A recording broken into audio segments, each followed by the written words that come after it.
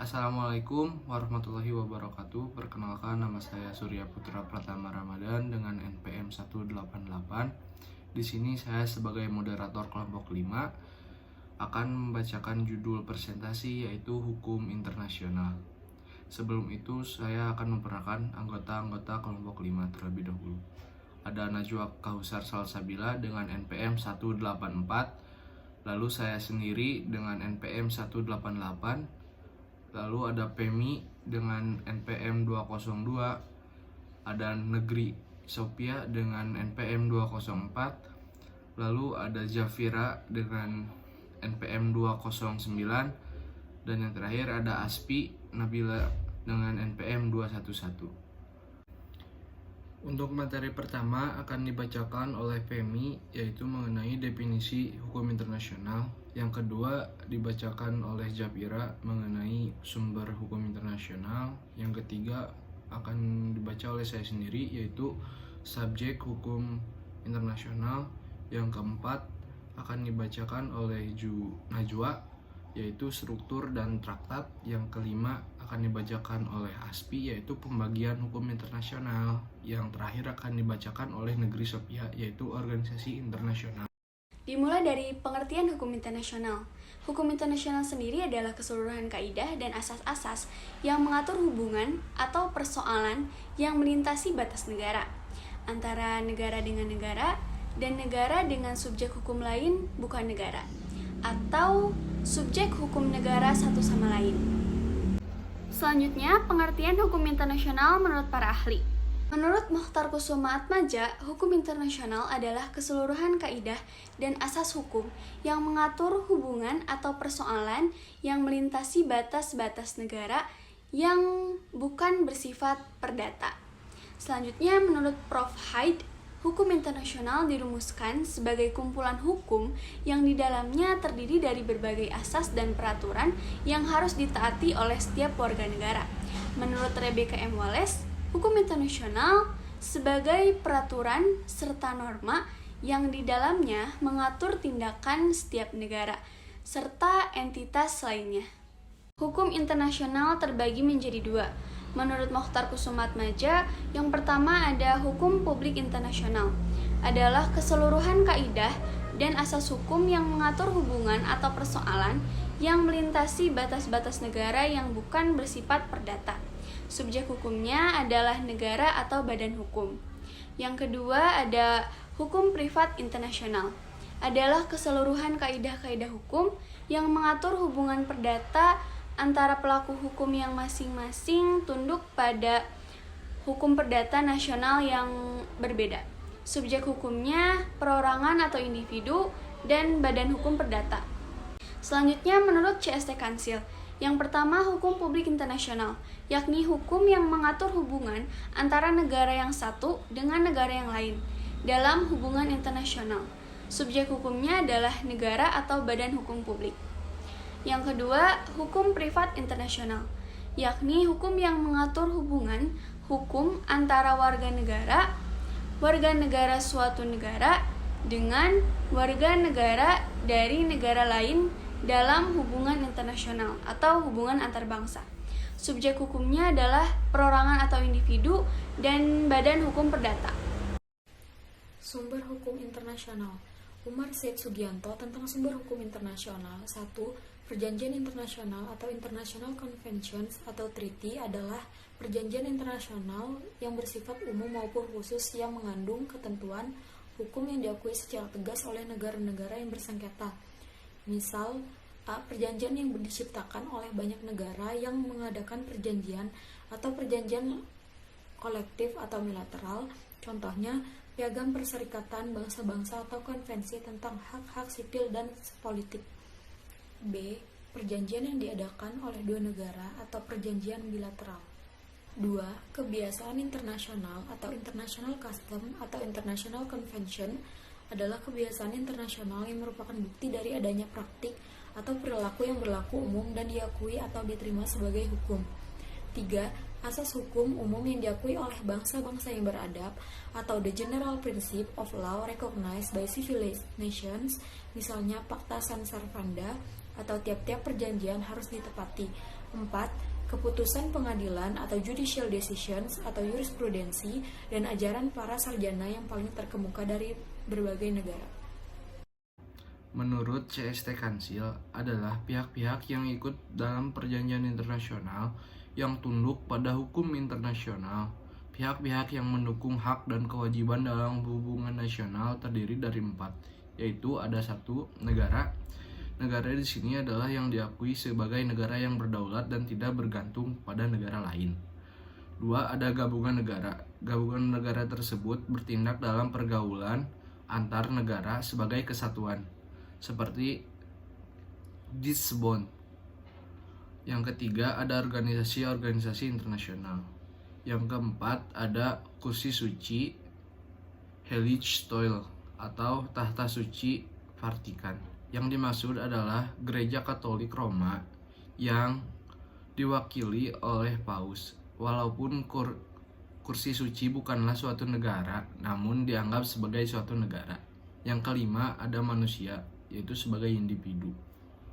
Dalam suatu struktur hukum internasional, tidak dapat memaksa anggotanya sendiri untuk mematuhi peraturan yang telah dibuat oleh anggotanya sendiri. Yang menjadi dasar berlakunya hukum suatu internasional antara lain anggapan tentang hukum internasional. Yang pertama, perjanjian yang dibuat maka harus ditaati atau bisa disebut sebagai asas Parsan sunt servanda, yang artinya perjanjian dibuat maka perjanjian itu harus ditaati. Yang kedua, hukum internasional sendiri derajatnya lebih tinggi daripada hukum nasional atau bisa disebut sebagai asas primat hukum internasional. Traktat atau perjanjian internasional adalah perjanjian yang diadakan oleh anggota masyarakat bangsa-bangsa yang bertujuan untuk menimbulkan hukum tertentu bagi para pihak ratifikasinya. Traktat sendiri ada 2 macam. Yang pertama, traktat membentuk suatu hukum atau law making treaty. Yang kedua, kontrak traktat atau bisa disebut sebagai treaty contract. Dalam pembuatan traktat atau perjanjian internasional sendiri ada beberapa hal yang harus kita perhatikan. Yang pertama, pembuatan treaty contract secara langsung berulang-ulang menetapkan suatu hukum serupa dapat menimbulkan hukum kebiasaan internasional. Yang kedua, traktat semula diadakan hanya ada di beberapa negara saja. Yang ketiga, suatu traktat mungkin nilainya secara jelas nyata eksistensi sesuatu peraturan. Pembagian hukum internasional dibagi menjadi 3. Yang pertama yaitu hukum perdamaian. Hukum ini mengatur perhubungan negara-negara dalam masa damainya. Contohnya yang pertama yaitu mengatur tentang wilayah serta warga suatu negara atau perlindungan terhadap orang-orang asing. Yang kedua mengatur badan-badan yang bertindak sebagai perwakilan negara, meliputi kepala negara, para duta, dan para konsul. Yang ketiga mengatur tentang cara membentuk, memberlakukan, serta menghapuskan traktat. Yang keempat yaitu kerjasama internasional di bidang sosial, ekonomi, kebudayaan, dan lain-lain. Yang kelima mengatur tentang pariwisata pidana yang bersifat internasional. Yang terakhir mengatur tentang penyelesaian damai suatu perselisihan internasional. Pembagian hukum internasional juga membahas tentang hukum peperangan. Hukum peperangan yaitu hukum yang mengatur hubungan antar negara-negara berperang. Hukum ini mengenai perlakuan terhadap tawanan perang, perlakuan terhadap dokter, juru rawat, perwakilan, mata-mata, serta larangan pemakaian senjata tertentu.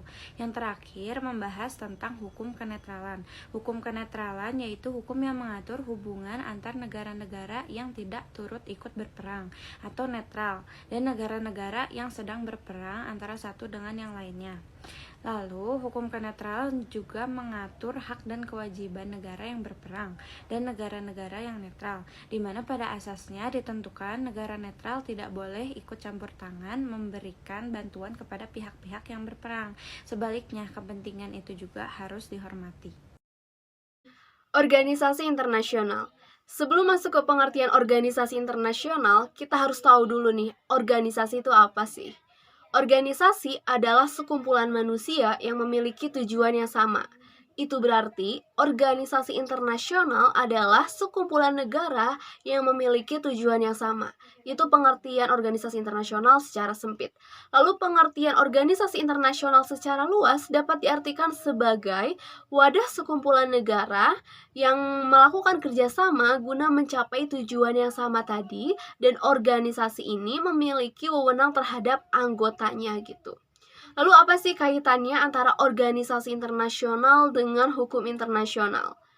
Hukum internasional itu adalah hukum yang mengatur tatanan masyarakat internasional gitu kan.